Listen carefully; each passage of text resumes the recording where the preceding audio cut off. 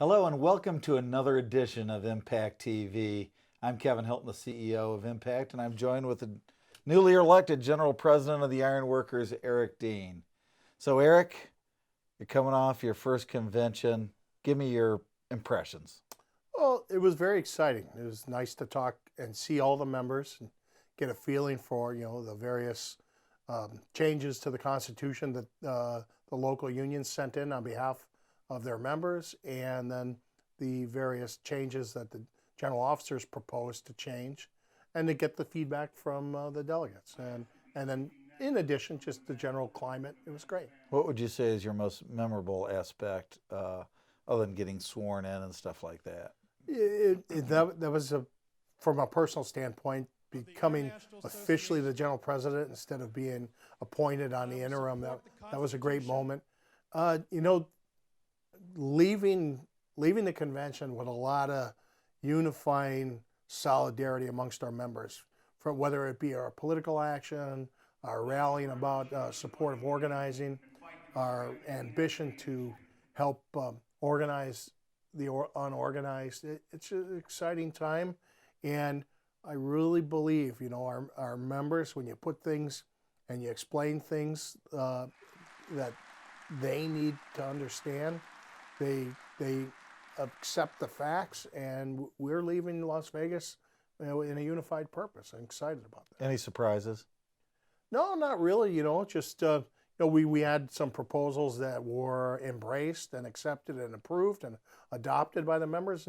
We had some that were adamantly opposed to certain things, but that's democracy, and it was good. It's good to let the members and the delegates have their say, and then we move on and we chart the course.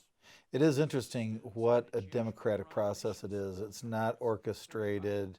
There's free-flowing speech. Does that, do you think most people understand that? If for anyone from my local or anyone that's known me, they know I'm fair. But I was shocked at how many of the delegates said, well, this is really a fair process, and, several things that they lost, they were kind of shocked that, there was a reputation back in the old days that general presidents were heavy-handed with a quick gavel, and they would turn microphones off.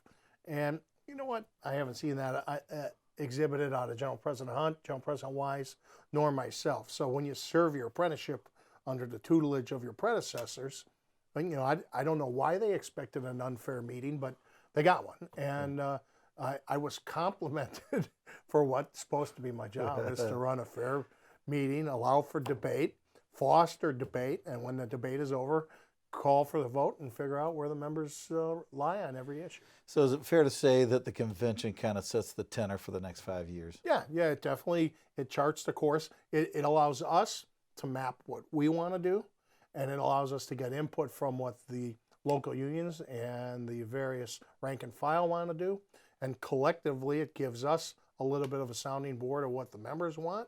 And then also, it lets us explain to the leaders and the delegates what our vision is going forward. Right. And now we'll take all those transcripts, we'll get them in the magazine, and every member will, I encourage you to read everything that went on at the convention, because you'll find out how we arrived at decisions, how they were made, and who proposed them, and how the members voted. That's a verbatim transcript, too. Verbatim, and it's required by the Department of Labor, but it's the right thing to do. You can't send every member to the convention. So they elect their leaders. Their leaders take the floor and speak. Some do, some just vote in a verbal fashion. But the ability of every local's voice to be heard is it's the opportunity there to chart the course. And so we didn't make any radical changes. We made some good changes.